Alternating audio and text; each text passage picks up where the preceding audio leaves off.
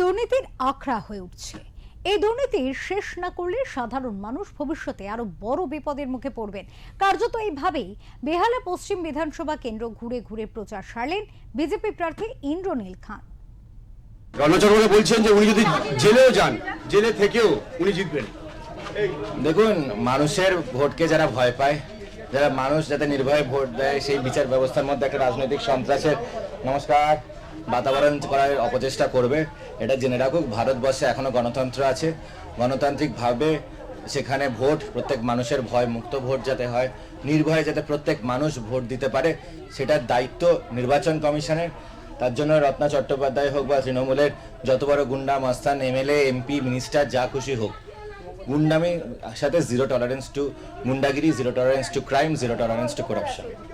উনি বলছেন যে বিদ্যাসাগর হাসপাতাল নিয়ে আপনি বলছিলেন, ওই বিদ্যাসাগর হাসপাতালটা উনি এলে সুপার স্পেশালিটি করবে, এখন তো ভালো আছে, আরো ভালো করবে। আচ্ছা, উনি তো 5 বছর বেহালা পূর্বের এমএলএ ছিলেন।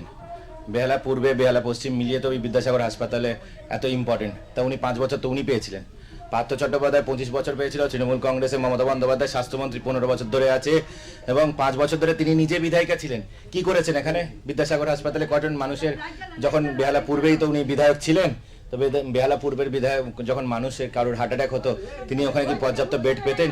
যখন বেড পাচ্ছে না, বিনা চিকিৎসায় প্রাণ হারাচ্ছে, তিনি কি করেছেন? 5 বছর ধরে কেন মমতা বন্দ্যোপাধ্যায়কে দিয়ে তিনি একটা এখানে ভালো সুপার স্পেশালিটি হাসপাতাল করেননি?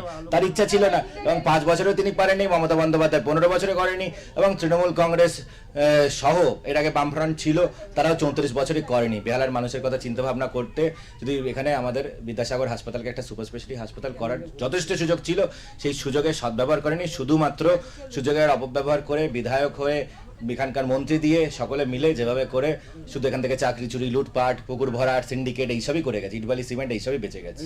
মেডিকেল প্রশ্ন একদম শেষ আপনার কাছে, একদম শেষ।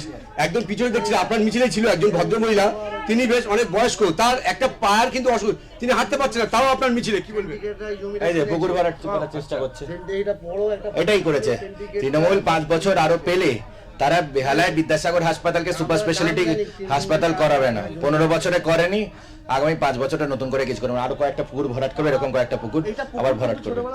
ওই সেটাকে ভরাট করছে, প্রথমে ময়লা ফেলে, তারপরে মাটি ফেলে, আর তারপরে ওখানে পিলার ফেলে।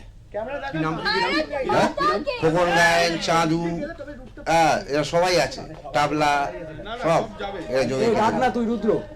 একদমই বেহালা পশ্চিমে বিজেপি প্রার্থী ইন্দ্রনীল খান তিনি কিন্তু পরিষ্কার বলছেন যেটা, যে এই বেহালা পশ্চিমের মানুষ তারা কিন্তু দুর্নীতির বিরুদ্ধে এবারে ভোট দেবে। ক্যামেরায় স্বপন দাসের সঙ্গে বিশ্বজিৎ, ওঙ্কার বাংলা।